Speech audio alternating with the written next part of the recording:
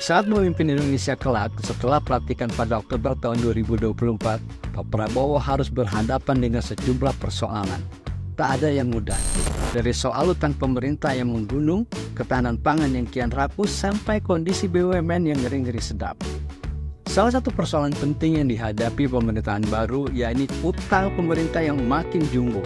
Tahun 2025 nanti, yang sebentar lagi akan tiba, utang dari surat berharga negara atau SBN yang jatuh tempo ada sekitar 704 triliun plus bayar bunga utang sekitar 561 triliun. Totalnya sekitar 1.265 triliun. Dan ini belum termasuk pembayaran cicilan pokok utang. Utang jatuh tempo yang 700-an triliun itu merupakan pembayaran utang dari surat berharga negara yang terbesar dalam 30 tahun ke depan. Dari mulai tahun ini sampai 30 tahun ke depan. Ini kalau lihat data sampai 2024. Pedihnya, sebanyak 92,7% utang yang jatuh tempo di tahun 2025 itu diterbitkan sejak tahun 2015 ke depan.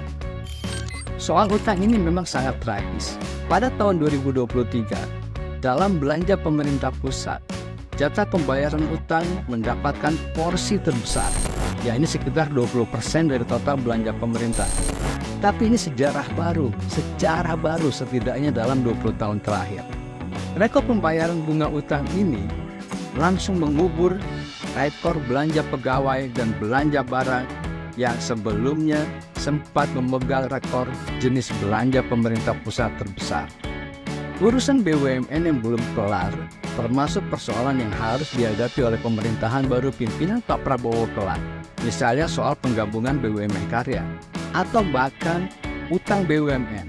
Sampai kuartal 1 2024, Bank Indonesia mencatat utang BUMN non-keuangan atau BUMN yang tidak bergerak di sektor keuangan seperti bank atau asuransi senilai 1.036 triliun rupiah. Nah, persoalannya 69% di antara utang itu dalam mata uang asing. Sementara nilai tukar rupiah terhadap dolar terus loyo. Tentu nilai utang BUMN akan ikut terkerek alias lebih besar. Memang ada mekanisme lindung nilai atau biasa dikenal dengan istilah hedging. Ini kan mirip asuransi. Kalau kurs rupiah melemah, ada pihak ketiga yang menanggung. Tapi dengan lemahnya daya tahan rupiah, nilai premi yang harus dibayar tentu akan semakin mahal. Maklum, risikonya akan semakin tinggi. Lalu mengapa ini jadi persoalan pemerintah? Jangan lupa, BUMN kan kalau sudah terseok-seok atau menggigil, minta suntikan modal ke pemerintah. Bentuknya penyertaan modal negara.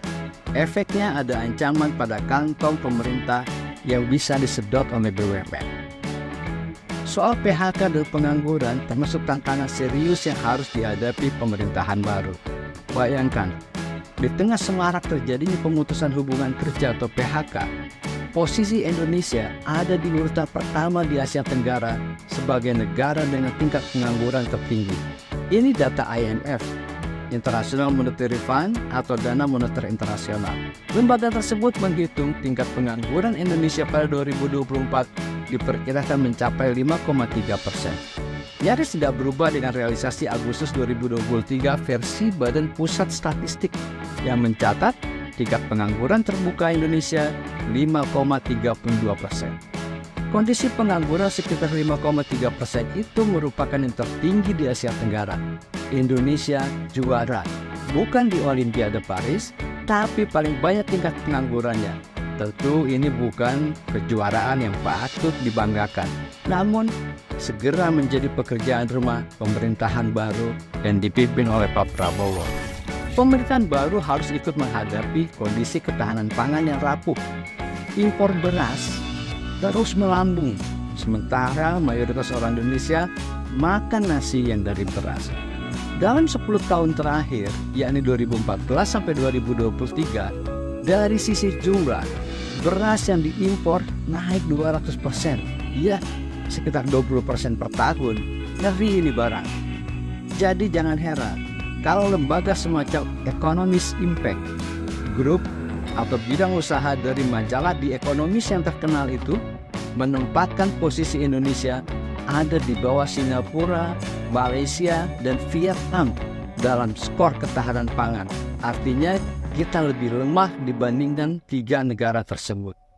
Jadi banyak PR besar Pak Prabowo.